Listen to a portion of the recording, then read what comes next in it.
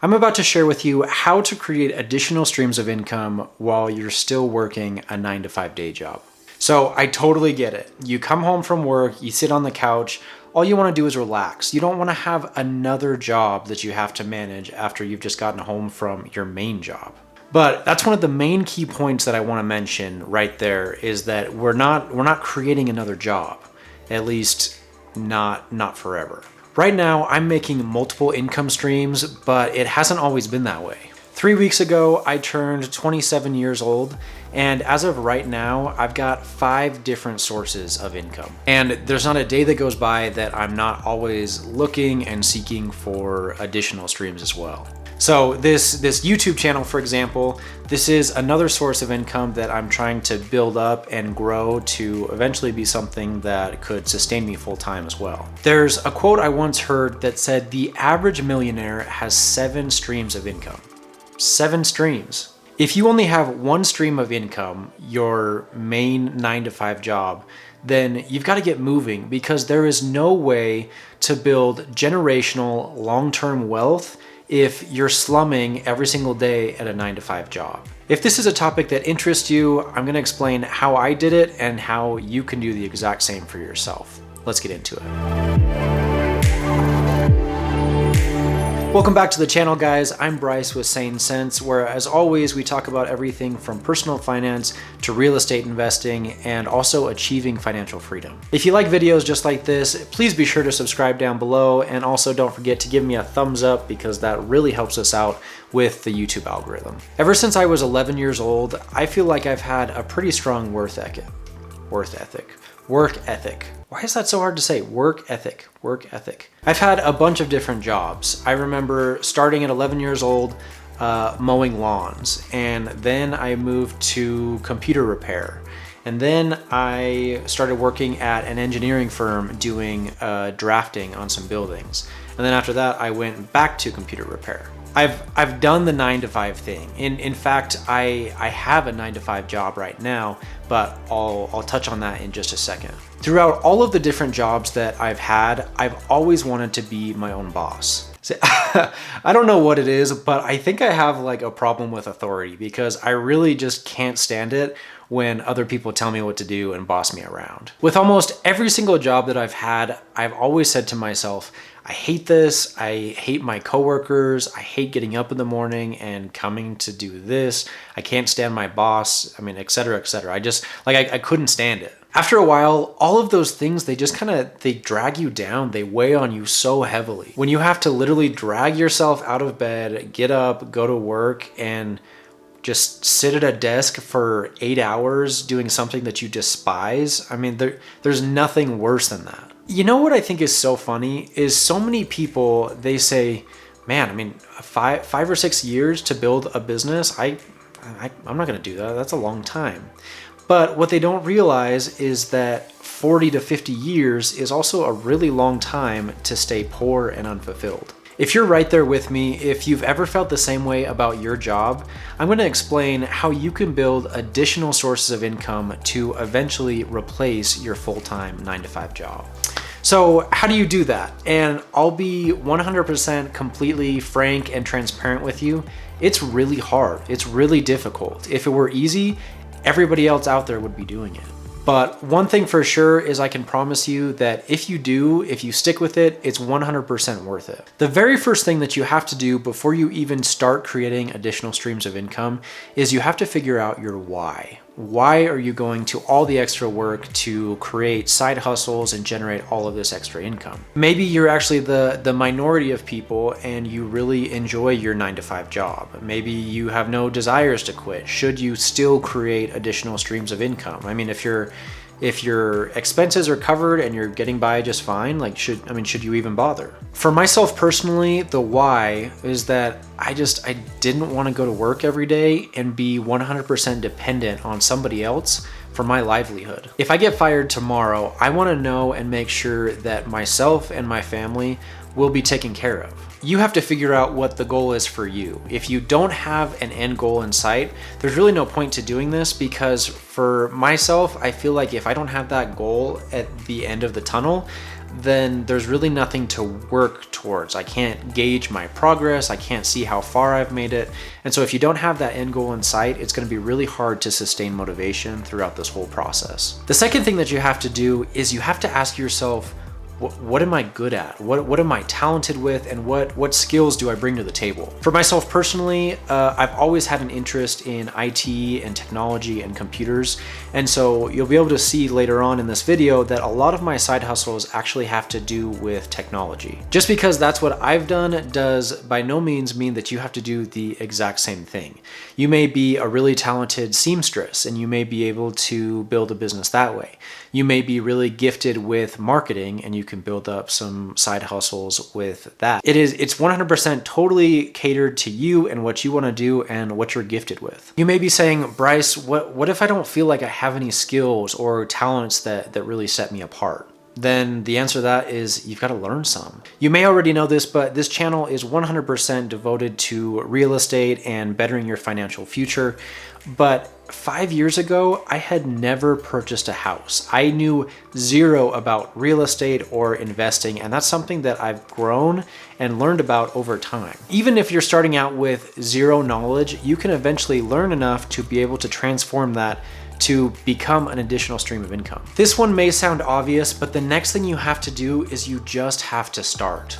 Just get started. You would be amazed at how difficult this is for some people. There's a ton of anxiety that can come with this. I mean, what if I fail? What if my friends or my family don't like what I'm doing or they think that my idea is stupid? Let me ask you this. What if you don't fail? What if you actually were able to succeed? If you never ever get started, you'll have no idea how much money you're losing in opportunity cost. There's a subforum on Reddit that I love to follow and it's called Just Start. This thread is devoted entirely to entrepreneurship and marketing, affiliate, starting small businesses. And anytime that I have a new business idea or a side hustle that I'm thinking about starting, I'll just go to this thread and I'll kind of peruse through some of the posts that people have put on there. And honestly, it just gives me the motivation to get going and get moving. Whenever you have a new idea, there's a lot of self-doubt and it's just really easy to talk yourself out of doing whatever it is that you're thinking about doing. And when you surround yourself with all these like-minded people, it's so easy to get going and get moving because all of these people are talking you up and they're just pushing you and saying, look, man, you got this, you can do it. As many of you probably already know, if you've watched any other videos on this channel, you'll know that real estate is one of my biggest sources of income. It hasn't always been that way. When I first started out with real estate, I did a house hack, which means I bought a house and I rented out the bedrooms. When I did this didn't scare me at all. I felt like it was a really surefire bet. I had the money to pay for the mortgage anyway, whether I could rent out the bedrooms or not, but it just worked out well for me. And like I said, I was never really nervous about doing this. But when it came time to buying my first non-owner occupied investment property, I was terrified. When it came to buying that first deal, I remember looking at the numbers and it was such a good deal that I could not pass up. And I told myself, I said, if I don't buy this property, I will never get started. I will always talk myself out of buying an investment property because of all the what ifs. What if the basement floods? What if the tenants trash the place? I mean, there's a million different scenarios that can run through your head that can talk you out of doing what you want to do. To this day, that very first property is still the highest cash flowing property that I own. Every single month, that one house generates $1,000 in net income. Not to mention that when it comes time to sell that property, because of the way the market has appreciated and the renovations that we've done, we can sell that place and probably make close to $60,000. That very first property was so crucial because once we had the first one under our belt, it was so much easier to do the second one and the third one because I told myself, we've already done this, so it's no different. And the funny thing is actually when we bought the second property, the basement really did flood. Like after, I think 2 weeks of owning that place, the basement flooded. And because I had already had the experience of the first one, it was so much less daunting. I mean, we called the renovation company, we had insurance involved, and it was done and it was fixed, and it really wasn't that big of a deal. I remember how much anticipation I had with that very first offer. I mean, I was like a giddy little schoolgirl when I realized that we had just made our first offer on our first investment property and that it had been accepted. Like I remember driving home from the property, and my wife and we were both just grinning like from ear to ear. We were so excited. And see, now it's so funny because I'll come home at the end of the day and just, you know, I'll walk past my wife and I'll say, hey, by the way, I made another offer on another rental property. And nonchalantly, she'll just be like, oh, cool, sounds good. Anyway, I think I'm getting kind of carried away with talking about real estate, but the point of all this is to just get started. If you want to start a consulting firm, start it, get started. If you want to build an Etsy shop or a Shopify store, do it. Just get moving, get started.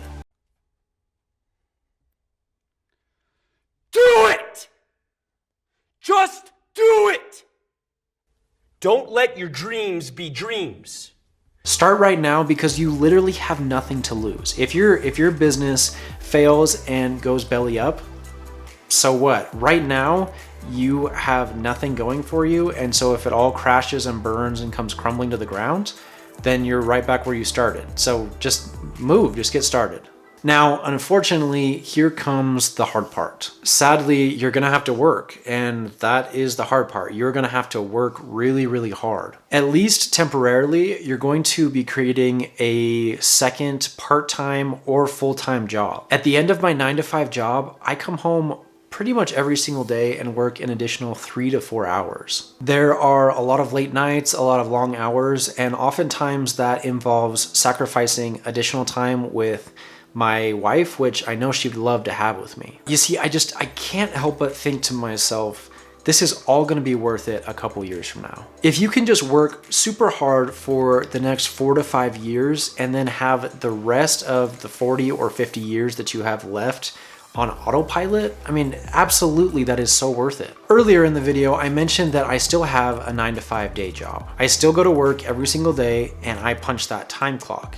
Yet, right now, I have enough passive income to cover all of my living expenses. So if that's the case, why do I keep working? There are two main reasons for that. And the first one is that I'm actually one of the very few people that are fortunate enough to say that I really genuinely enjoy my job. I really like what I do for work. And you would be amazed to see the difference that it makes going to work every day, knowing that if you were to get fired that day, you'd be fine. You'd have enough money to cover all of your living expenses. It removes so much stress knowing that if you were just to get up and walk away from your job that day, or say, you know what, I don't really like this, I'm gonna go find another job maybe 6 months from now, that you would be totally fine for that 6 months and nothing bad would happen. You could make ends meet just fine. Rather than going into work and just slaving away and thinking to myself, oh my gosh, I've really got to do a really good job because if the company makes budget cuts and I mean, what if I get canned? What if I don't have a job? I mean, I don't know. If I get let go or I get fired, like, whatever, I'll be fine. And, you know, of course, I still do a good job. I still, you know, get all my deadlines and everything done, but just knowing that you would be totally fine makes all the difference. The second reason that I still work my 9-to-5 is because it makes it so much easier with real estate. When you have a consistent, verifiable income from a W-2 job,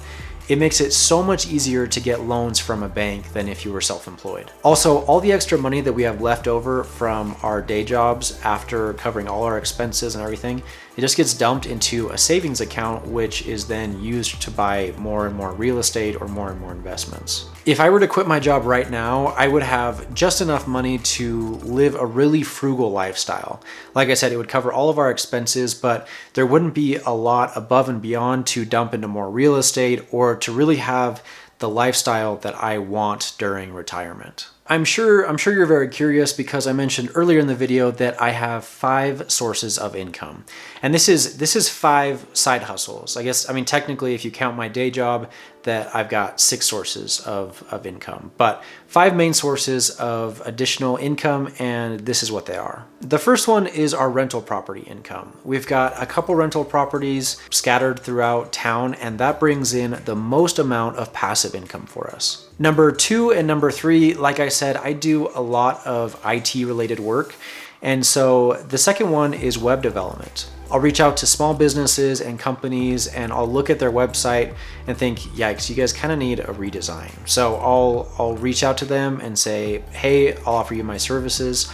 And the third one is closely related to that, and that is that after I'm done building them the website, I'll offer them a hosting fee. So I will offer to host their website as opposed to using Bluehost or HostGator or some of these other ones, and I'll charge them a fee, and I make money off of each and every hosting contract that I get each and every month. Number 4 is stock investing. We make money through interest and dividends on the money that we already have invested in the stock market.